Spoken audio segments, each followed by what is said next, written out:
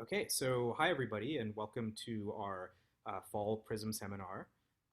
We're really excited to have Andee Kaplan joining us.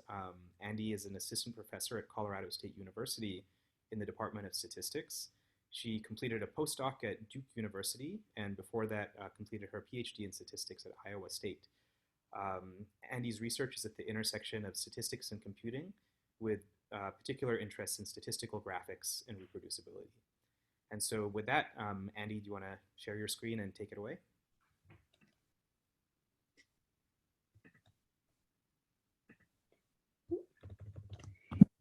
Yeah, thank you so much for that introduction. I'm really excited to be here today, so thank you for the invitation also. I'm excited to talk to you today about Bayesian canonicalization of voter registration files. And I just want to take a moment at this point to just say this is joint work with Brenda Betancourt, who's at the University of Florida, and Rebecca Stortz at Duke University. So I'll just start a little bit of background and motivation. Why am I interested in this problem? What are we talking about today? Today, the topic, we're mainly going to focus on the ideas of record linkage. So what is record linkage? You may have also heard it called deduplication or entity resolution.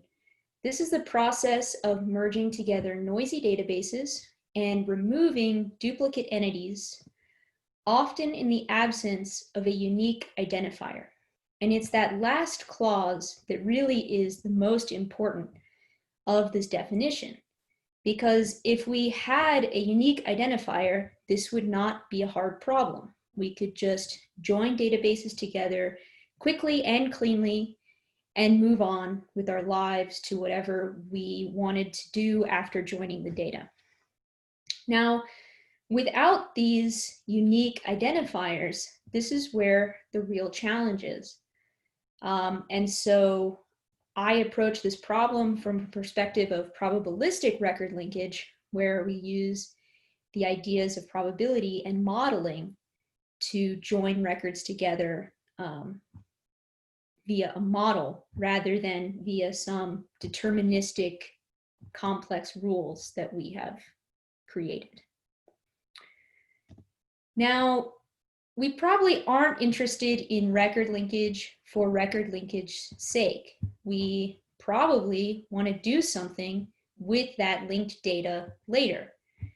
Otherwise, we probably wouldn't be joining these databases together in the first place. So we're going to refer to all of these inferential, predictive, any sort of post-linkage analysis that we're going to perform after record linkage. That's what I'm going to refer to as the downstream task. Now, examples of what we could be interested in: we might want to perform a regression. We may want to perform classification. We'll talk about both of those today. But we could be interested in doing some small area estimation, capture, recapture. Really, the sky's the limit here in terms of what we want to do on our linked data. So today I'm going to talk about linking and deduplicating this North Carolina voter registration data set. This is provided by the North Carolina State Board of Elections. They release a snapshot of voter registration databases. They've done this regularly, multiple times a year, since 2005. And each of these snapshots contains a changing view of voter registration information over time. It's publicly available. Anyone can go and download it. And it contains a lot of information about voters' demographics, where they live. We have phone numbers. We have ages. We also have voter party affiliation. So if you are affiliated with a party, say you've registered with a certain party, then that will also be available in these snapshots. Now, the North Carolina State Board of Elections performs their own deduplication efforts on these snapshots to create their kind of single view of registered voters in North Carolina. However, they do not release the process by which they use to deduplicate these records. And actually, the accuracy of their created voter IDs has been called into question recently and has been shown to be somewhat unreliable for linking with other data products that the North Carolina State Board of Elections releases. Now, each snapshot contains between 8 million and 29 million voter registration records, leading to more than 500 million records that need to be deduplicated. This is a bit too big of a problem for me to tackle in this talk. So instead, I'm going to limit my scope a little bit and just talk about snapshots from 5 dates. So dates ranging between January 1st, 2018 and April 30th, 2019, just for voters in Caswell County, North Carolina. Caswell County is this blue county in the map. It's in northern North Carolina, central, just along the border with Virginia. Caswell County was chosen because it's a very balanced county in terms of race, ethnicity. There's a lot of representation in this county, and it's a very balanced county in terms of party affiliation. So there are both Republicans and registered Democrats in this county, unlike, say, Durham County, which is over 90% registered Democrats. So there were not, it's pretty easy to predict what party you are in Durham County. You're probably a Democrat. So this resulted then in 54,716 records that we would like to deduplicate. But again, I said we don't just care about deduplication. We don't just want to link records for fun. We have a downstream goal. And our downstream goal is that we would like to know, can we predict party affiliation from demographic information? So I want to show you some records, what's available to us in this North Carolina voter snapshot database. So what we have here are 5 records that we have identified as representing the same individual in this North Carolina State Board of Elections data. You can see there's 5 records. There's 1 record from each snapshot.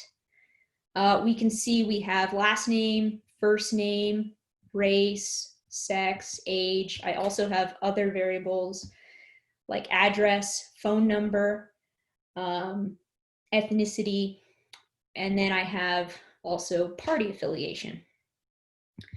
And so as I'm looking at this data, it looks relatively clean. The age does increase, as I would expect, because we're taking these snapshots through time. But something that's interesting to me about this individual, Mark Baker, is that his affiliation changes between parties. And so if we were going to use this individual in a model to say predict party affiliation based on demographics, the question is which record or composite of records is the most representative of this individual's truth. And if we care about predicting party based on demographics, how should we represent this person in our data set? Now, once we've made a choice, what if we get it wrong? What if this is not actually one person, Mark Baker, but this is 2 Mark Bakers? One Mark Baker who is a Republican and one Mark Baker who is a Democrat, that they both happen to live in Caswell County.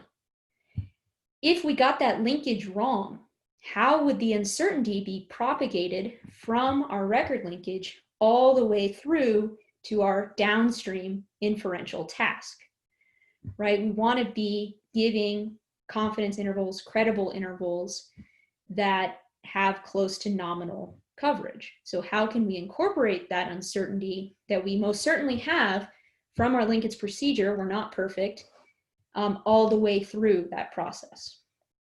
And so with these questions in mind, this is where the idea of canonicalization comes in.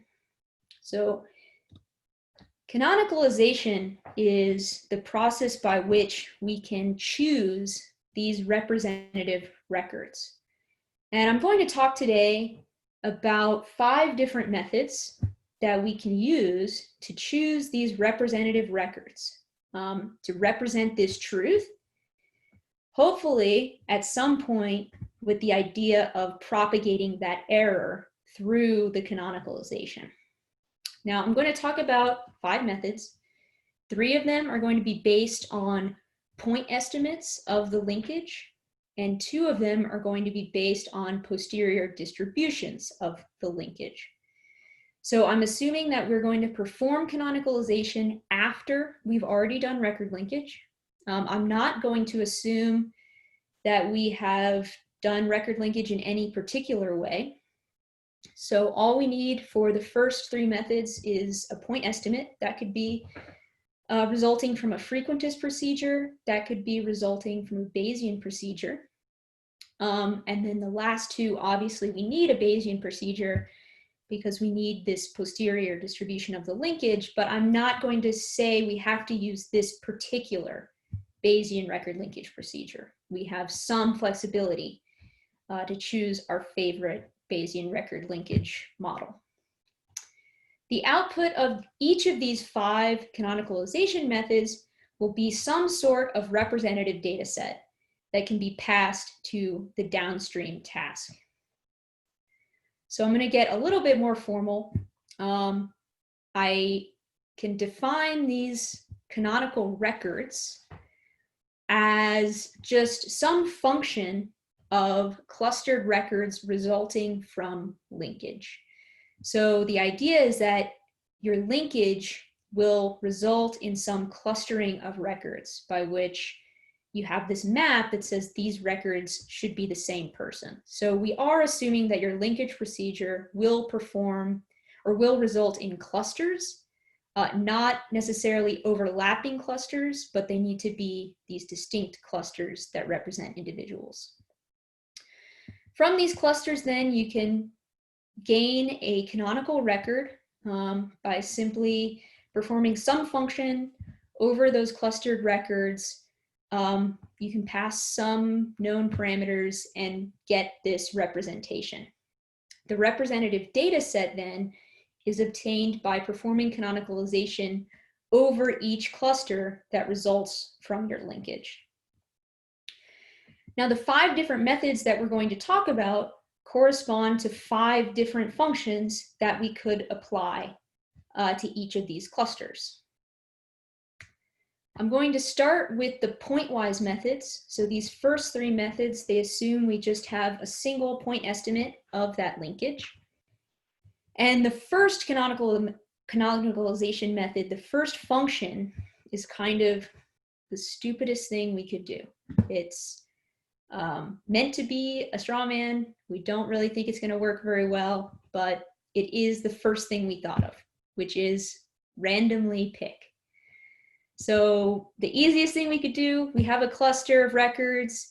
They are linked to represent this same person, and we just randomly pick one uniformly.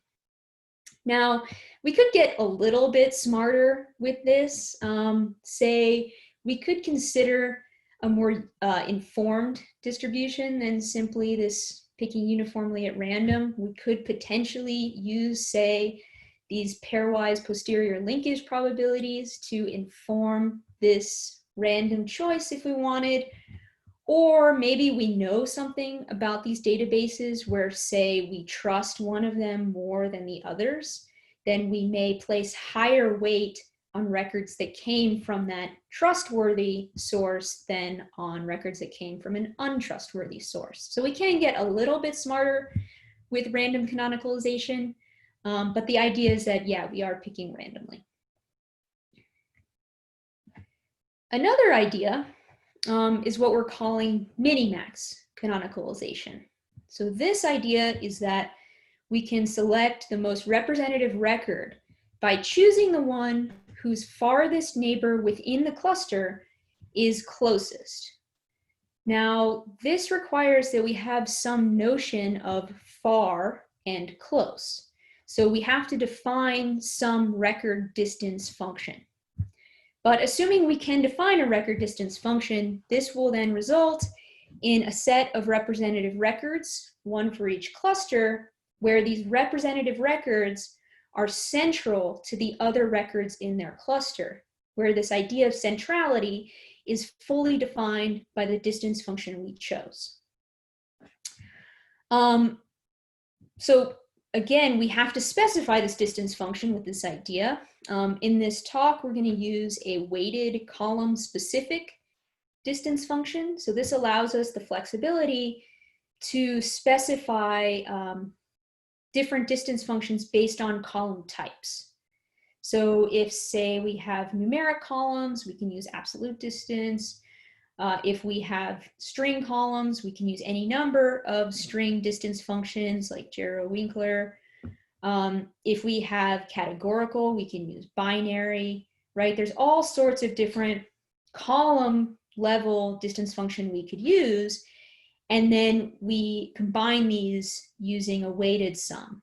And so the reason why I say we should weight is because the whole point of these distance functions is to be able to distinguish between records that have already been clustered together. So these records are already going to be very similar.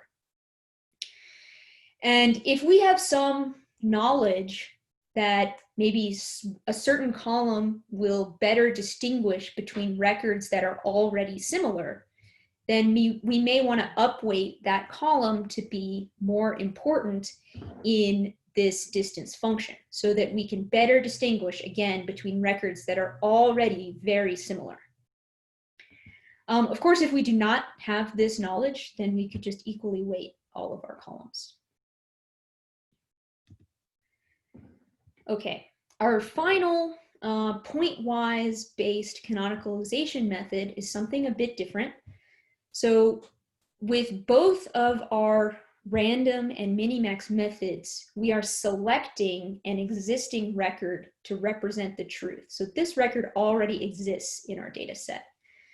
The third method, what we're calling composite canonicalization, is an alternative in that we will construct a canonical record by aggregating the records in each cluster to form a composite record that would include information from each linked record in that cluster to hopefully represent the truth. Now, again, just like how we had these column-specific distance functions that we then combined, we kind of use the same idea to have column-dependent or column-type-dependent aggregation functions for each type of column in our data. So what I mean is that for quantitative variables, we could use, say, a weighted arithmetic mean. For categorical, we can use a majority vote or a weighted majority vote, and the same for string. Now, the reason why, again, I say we want to use weights is going back to that idea that maybe we trust one of our data sources more than the other data sources. And so we may want to have that data source have more weight in terms of our final composite record that comes out. And I know this is pretty obvious, but composite canonicalization results in new data. So this data does not exist in any of our original data sets unless our original data sets are completely clean, right? And there's no variability in terms of the values of these records that are linked together. So that's something to be aware of. Composite will create new data that's not necessarily equal or contained in any of your original records. Okay, so I'm going to move on then to our posterior canonicalization methods. These are our methods that will depend on having a posterior distribution for the linkage. So these final two methods do require that we've used a Bayesian record linkage methodology. But again, I'm not limiting us to which Bayesian record linkage model we have fit. So the main idea here is that if we have the entire posterior distribution from the linkage, why not use that whole distribution to inform our canonicalization? From this posterior, we can then get a posterior distribution of canonical records given the linkage and the data. Okay, so now we're going to have this distribution of this posterior probability of being canonical for each record. This idea really works best when our canonicalization function selects a single record that already exists in our original data sets. Otherwise, we're going to run into kind of this curse of dimensionality where we're going to have just a ton of possibilities that we could be placing weights on, and no one record, composite record, is ever going to have a lot of weight placed on it due to this. So that really only leaves us then two functions we could choose. We could choose random canonicalization, or we could choose minimax canonicalization. Going forward in this talk, I'm going to choose minimax. And I've also kind of fibbed a little bit to you because we don't actually have this posterior distribution of the linkage. Most likely it will be analytically intractable. So what we have Markov chain Monte Carlo draws from that distribution. We don't actually have the distribution. So the way that we're going to then estimate this posterior probability of being canonical is pretty simple. We'll take each of our draws from this record linkage procedure, giving us draws from this posterior of linkage. And then we will obtain for each draw the most representative data set using minimax prototyping. From here, we can then estimate the posterior canonicalization probability of each record being selected as representative over all of these MCMC draws. And we're going to use these posterior canonicalization probabilities as weights. We're going to use them in two ways. The first way is we could threshold them. So we could say only include records in our final data set whose posterior canonicalization weights are above a certain value. For example, we could choose to only include records in our final representative data set as those that have weight above 0.5. The interpretation being that records with a posterior canonicalization weight above 0.5 have a posterior probability greater than 0.5 of being chosen as canonical. So this is kind of a nice interpretation that says, well, those should be included, that we should pass these down to our downstream task. There are some pros and cons to this method. I would say the big pro is that we are using the full posterior of the linkage to inform our canonicalization now. Where if we're already performing Bayesian record linkage, it just makes sense to use all of that information rather than using a point estimate derived from that posterior distribution.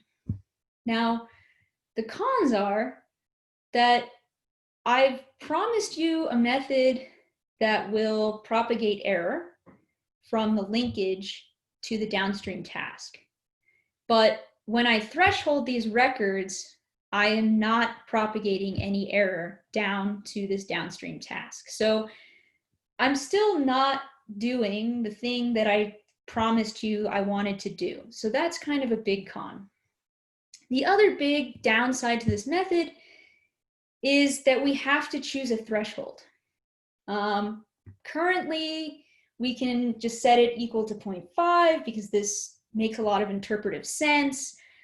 We can also, as you'll see later, inspect these posterior canonicalization weights and find kind of a nice break in them and say, well, here's a clear split where we should say these records should be included and these should not.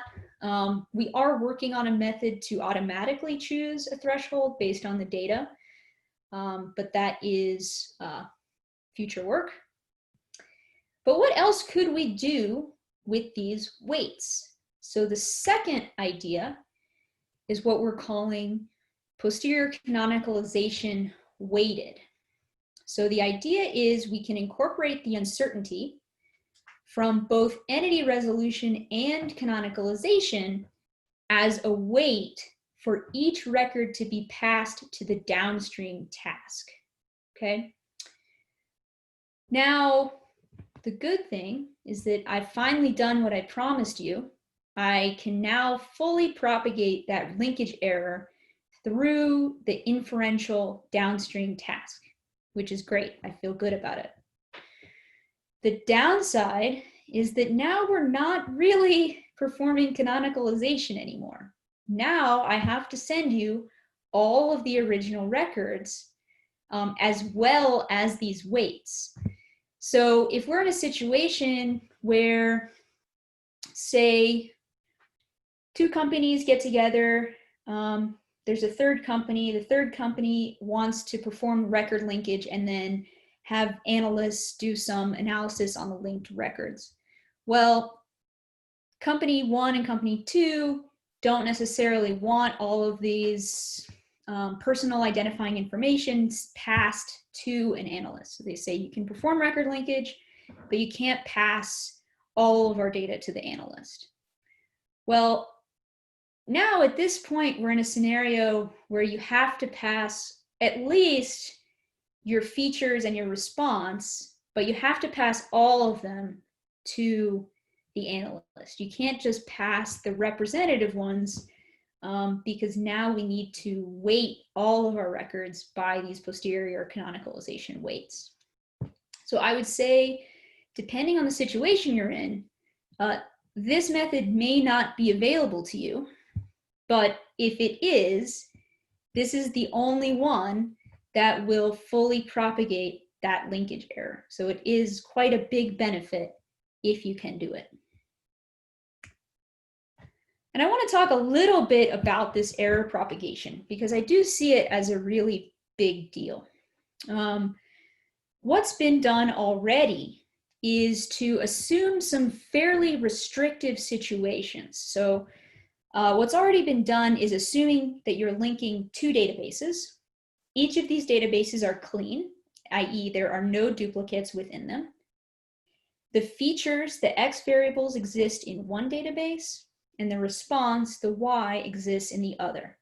And so both of these databases then also have linkage variables that you can use to link across the two databases.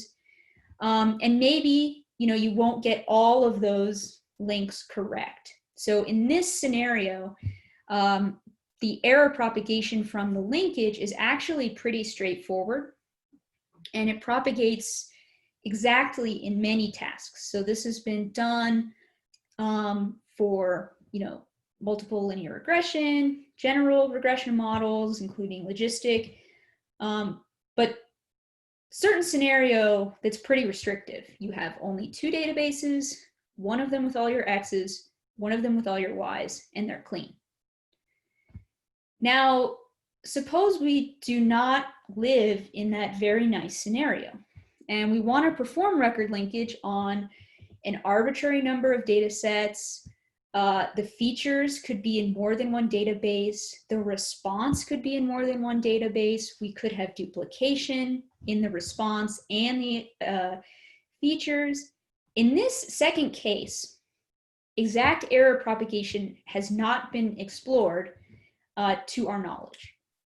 This is a much, much harder situation where we can't set out these nice rules and then see where they take us. We have a very general and complicated situation in terms of our duplicates.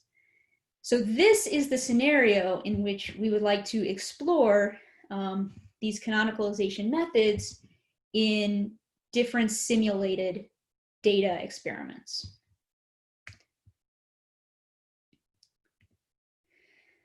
So I've simulated 3 different data sets with different levels of noise in the known relationship between predictors and response. Each data set contains 500 records with 30% duplication and up to 5 duplicates per record. Okay, I've simulated 3 linkage variables: first name, last name, birth date. I've simulated 2 features, sex and income in thousands of dollars. And then our simulated response is blood pressure. So we know there is a true relationship between blood pressure, sex, and income. There are duplicates within sex, income, and blood pressure, and then varying levels of noise in that relationship. So there's really kind of 2 sources of noise in this data in terms of that relationship. There is the noise from duplicates, which are degraded data, and then there's the noise from just collecting these measurements, so measurement error. The downstream task that we are going to explore is multiple linear regression. We've fit this model using STAN with some pretty standard hyperpriors. Okay, so I do perform record linkage on this data. So I had to choose a model to use. I can't just remain model agnostic forever. So I did want to give you a little bit of an insight into what type of record linkage model I used for the remaining of this talk. So the record linkage I choose is a fully Bayesian approach. The main idea here follows a hit and miss model, where we assume that we either see the true data or we see a degraded version of the true data. And then the model attempts to cluster these records, the actual data, to these latent truths. Now, the data that we see may be exactly equal to the latent true data, or it may be a degraded version of that true data. The key takeaway here from this model is this lambda. So lambda is the parameter that encodes the linkage, where if 2 records have been clustered to the same latent truth, then that's where we're going to draw a link. So that's going to be encoded in this lambda, and we can then turn that lambda into a set of clustered data. I fit this model using a very fast version. It's fully parallelized, called dblink. It's very nice. I've been working on this with Becca Stortz and Neil Marchant. He is just graduated from University of Melbourne. We do have an R package that should be on Crayon, I think. So if you want to check that out, it's dblink R. That's the R version of the model. Okay. So once we fit our record linkage model, we're going to perform canonicalization using all 5 of our methods, and then perform the downstream task, which is trying to predict blood pressure by sex and income. And we could have many different ways to be successful at this task, right? The kind of most obvious way we could do a good job is, can we predict a test data set? So we can look at our mean squared error in terms of prediction. Can we do a good job of prediction based on these different canonicalization methods? Okay. But we have other ways available to us to assess how well we've done. Because this is simulated data, I do know the true relationship. And so I can assess, are my estimates biased? The idea being that, well, if I have a lot of errors from my record linkage coming in, I would expect these estimated coefficients to be shrunk towards 0 because there would be less strong relationships if I'm adding in these false linkages. Okay. The other thing that I'm really interested in is coverage. So do the credible intervals that I create contain the true known values? And so this really gets to the idea of, am I propagating this error correctly? Can I have this close to nominal coverage? Before we get to the results, though, I did want to just inspect these posterior canonicalization weights to make sure that, cutting us off at 0.5 even makes sense. So what I have here, I have for each of the noise levels where the least noisy model is on top, all the way down to the most noisy model on the bottom. On the x-axis, I have each record, so each of the 500 records in my data set. And then on the y-axis, I'm plotting a distribution of these posterior canonicalization weights. I get this distribution by performing the posterior canonicalization 100 times. The reason why I'm looking at this is because there is some randomness in the posterior canonicalization if there are ties from my distance function in the Minimax canonicalization method. So if we have 2 points that would be chosen as having the closest, farthest neighbor in the cluster, then we have to break that tie somehow, and we choose randomly. Okay, so what I'm looking at then, for each point on the x-axis, I have a little tiny box plot of these distributions of these posterior canonicalization weights. And then I've colored each of these distributions by whether the record was a duplicate or not. So I know that the duplicates are degraded. So these records, hopefully, if I'm doing a good job, will have lower posterior canonicalization weights than the true records. And so what I'm looking at is, are the red points mainly above 0.5? Are the blue points mainly below 0.5? And yes, that is the case. Obviously, we have a little bit more muddle as the noise in our data increases, which is to be expected. But in general, it looks like the distance function we've chosen is doing a decent job of distinguishing between records in our cluster. Okay, so on to the results. How did we do? Well, if I look at mean squared error for predicting on a test data set and bias, it looks like my posterior canonicalization threshold method does very well. We see pretty good results across all noise levels. It's definitely picked out as the best method. Minimax also does perform pretty well, which I would expect because the Minimax and the posterior canonicalization threshold are quite similar in that the posterior canonicalization is based on the Minimax. But the really surprising result is when we look at coverage. So when I look at coverage, really, if I care about performing inferential downstream task, the only method that gives me decent coverage for these intervals is that weighted method. And we are getting close to that, pretty close to that nominal 0.95 coverage level of these credible intervals. Certainly better than any other method where we're really down in the 60s and 70s.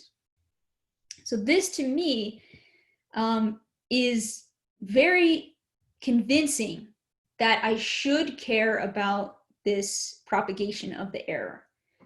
Because if this coverage, say for the Minimax method, was in the high 80s, low 90s, then maybe I wouldn't be so worried about how to propagate this error. Maybe I would feel like, well, I'm still getting pretty close to my nominal coverage, and I don't appear to be suffering from too much from not propagating this error. However, if I, looking at these results, I do care about these downstream inferential statements, then I should be very careful about making them with any method other than the posterior canonicalization weighted method.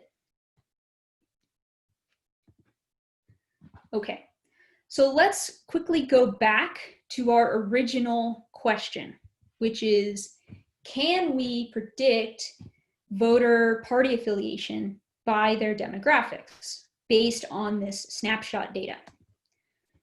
So I have performed entity resolution on the 5 snapshots using that Bayesian model that we talked about earlier. I then performed canonicalization using all 5 proposed methods. And then finally, the downstream task that we will perform is logistic regression, where we are trying to predict party affiliation on age, sex, ethnicity, and race.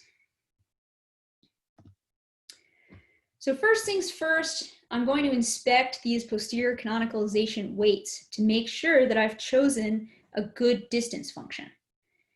And what I can see here is that I clearly have not chosen a good distance function. So this is with just the column-wise vanilla distance function that we talked about. I noticed there's a huge spike around 0.2, which you know, we have 5 snapshots, 1/5 is 0.2. We probably just have a ton of ties going on and we're randomly picking. I'm not that surprised because this data is actually pretty clean if you don't link on party affiliation. So if you just link on like names, addresses, ages, it's pretty clean. And so I'm not surprised to see that there's a lot of ties in terms of these weights. So at this point, I saw this and said, oh no, how can we fix this? How can we make this distance function really distinguish between these very, very similar records? And so the thought we had is that, well, we want to trust more recent data over older data. So we want to say that these most recent snapshots are the tiebreaker, right? If we have a choice between a bunch of records that are ties and we have one record that comes from a newer database, I would like to choose that one. And so we can then incorporate that timestamp of each database creation into our distance function. We don't have to redo the record linkage. We can keep the linkage the same. We just change the distance function in our Minimax canonicalization method that goes into the building block of this posterior canonicalization weight. Once we incorporate that timestamp as a tiebreaker, now we can see that there's a very nice U-shape of these weights.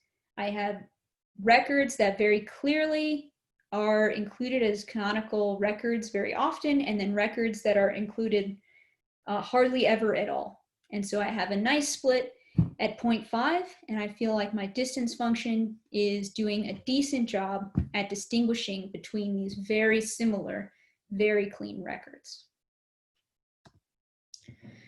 So let's go back to Mark Baker and see what would his posterior canonicalization weights be, and for each of the records that represent him. So In this column here, the first one, we see the original posterior canonicalization weight. And then on the right column, we have the posterior canonicalization weight with the timestamp information. And so you can see in our original posterior canonicalization distance function, we would not have Mark Baker selected to be represented in the threshold method at all. He would not be included because there's no weight above 0.5. However, when we incorporate that timestamp as a tiebreaker, we are able to see that his most recent record is chosen 82% of the time to represent him. So we would see a representation of Mark Baker in this final data set. And how did we do? So once we performed this canonicalization, fit the downstream model, I also took the most recent snapshot as a test data set to try to predict the party affiliation of Caswell County. From those predictions, I can then calculate precision and recall, where precision is a function of true positives and false positives, and recall is a function of true positives and false negatives. So both of these, precision and recall, we would like to be close to 1. And after performing each canonicalization, I predict on this test data set, I get my precision and recall, and I see it doesn't matter. It doesn't matter which canonicalization method I chose. My predictions are all essentially the same. Why? Why is that? Well, I mentioned this data is very clean, right? So these records that I'm choosing from within the cluster, they're probably all incredibly similar. And so the real difference comes in to if we have these switching between parties or not. And while I did choose that as an interesting example, it doesn't happen all that often in the data. Most times people will stick with a single party throughout all 5 snapshots. And so whether someone is aged 41 or 42 probably doesn't have a huge bearing on how we would predict their party affiliation. And so this data is incredibly clean. The predictions, they seem to be about the same. But what about inference? So to talk about the downstream inference, what we're looking at here is each of these little plots are the coefficient values corresponding to different features in the model. And I have plotted the 95% credible interval as these segments. They're colored red if they are significant and black if they are not. Now, the first thing I can see is that pretty much all of these canonicalization methods yield the same significant coefficients. The only one that doesn't is the posterior canonicalization threshold, which I already do not trust because we had all those ties. The one thing I do notice here is that when we take into account that posterior canonicalization timestamp information, there is a more pronounced relationship between sex and party affiliation, where if you are a male in Caswell County, your relationship is slightly stronger to being predicted as a Republican. This is not seen in the pointwise methods. And since I trust the posterior canonicalization weighted method in terms of these inferential tasks, if I cared about understanding that relationship, I would probably focus on this model. Okay, so I mentioned this data is very clean. This is a hypothesis that we had, is that the data is just so clean, it doesn't matter what I choose. And so to investigate that, we made some dirty versions of this data where we chose either 10 or 30% of the records and degraded them to see, well, does it maybe never matter in this data which record we choose, or is it really that we just have very clean data? And this hypothesis, I think, is at least partially confirmed You can see in the posterior canonicalization weighted and threshold methods, especially as the data gets more degraded, we do see better performance in terms of these predictions, telling me that these posterior canonicalization methods are doing pretty well. So if I thought that I had degraded data, if I had dirty data, I would be more likely to choose one of those methods as my canonicalization method. If I had very clean data, then maybe it wouldn't matter. But in that case, I might still choose posterior canonicalization in order to get that inferential benefit from the weighted version. So just a little discussion on this voter data. We were able to demonstrate the flexibility of this canonicalization approach because we were very easily able to incorporate that timestamp information to distinguish these relatively noise-free records. We found significant relationships between party affiliation and age, sex, race, and ethnicity in Caswell County, but there was a more pronounced effect for sex in those models that were fit on the posterior canonicalized data sets. In terms of prediction, we really saw no discernment between canonicalization methods. Again, we think because we have very clean data. So more generally about canonicalization, we have proposed 5 canonicalization methods to select the most representative records from data with duplications. The Minimax Canonicalization shows promise, but really shows promise as a building block to construct these posterior weights for propagating that linkage error. Now, here's where I have to tell you, there's no free lunch, right? Posterior canonicalization obviously adds computational cost. We do have to perform this Minimax canonicalization for each of these MCMC draws, meaning we do have to perform these record distances for each combination of records in a cluster many, many times. I would say, though, that it is not a huge burden because it has been shown that the cluster sizes of record linkage tasks should remain pretty small relative to the size of your data. So we shouldn't expect our cluster sizes to grow at the same rate as our data. We should expect them to remain relatively small. So computing these distances within cluster only, yes, we may have to do it many times, but the individual cluster level distance calculations should not be too burdensome. The other reason why I say this isn't a huge deal is because we can parallelize. So this is embarrassingly parallel across clusters within an MCMC iteration, and then also across iterations.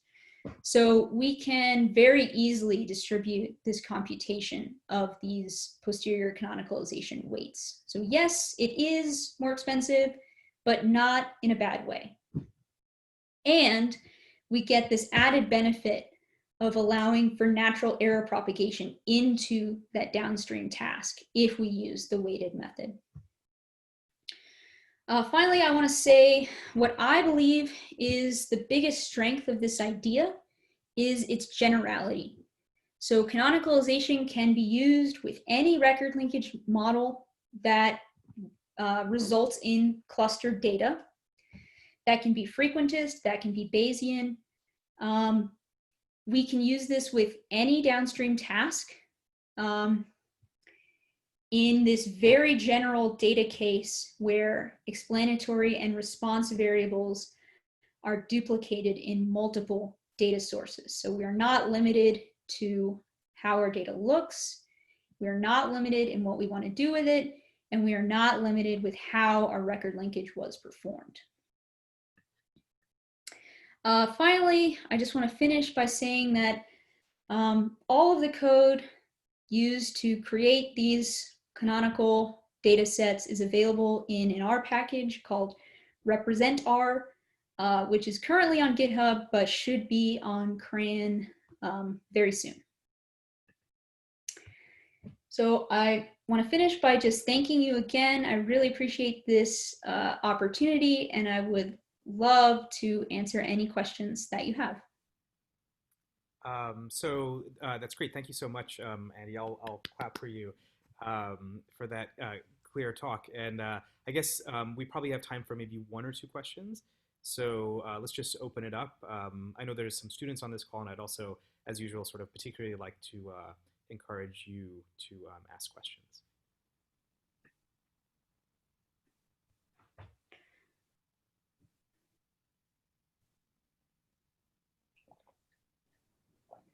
I can ask a question just to get the ball rolling.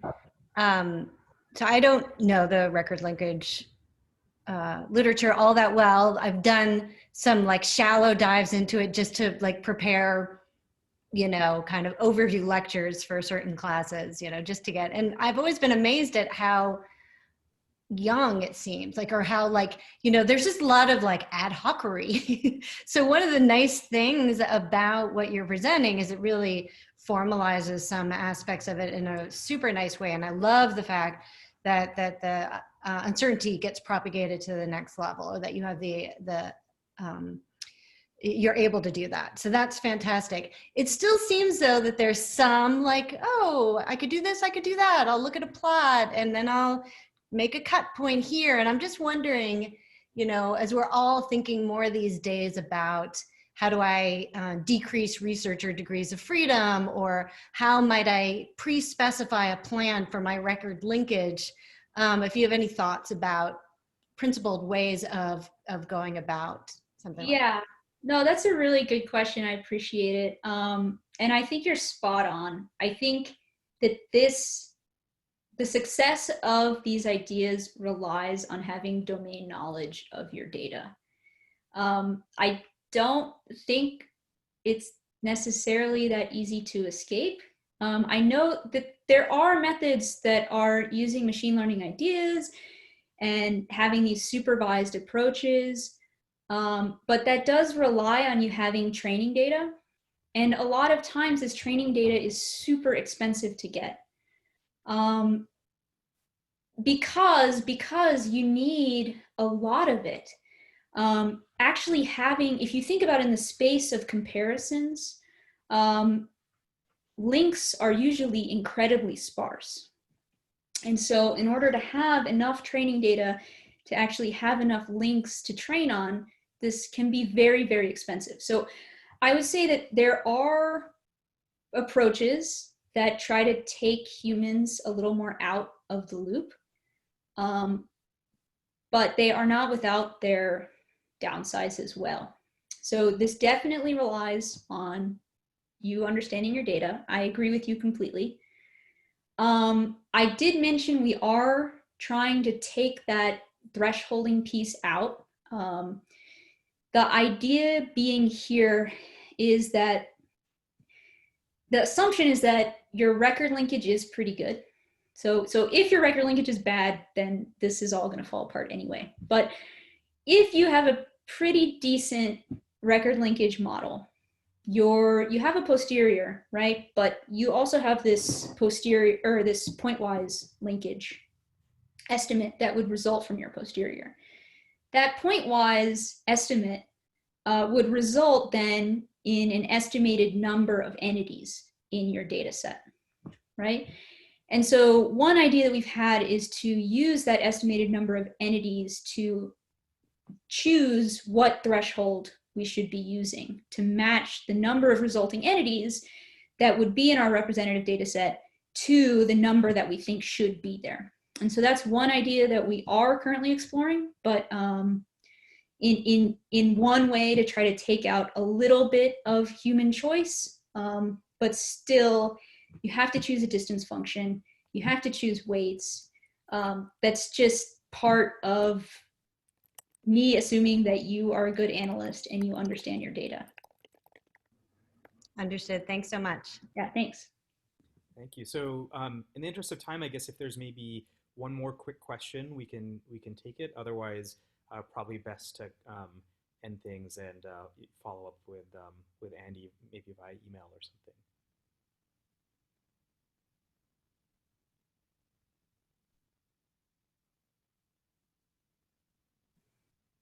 Okay, so let's finish it off here.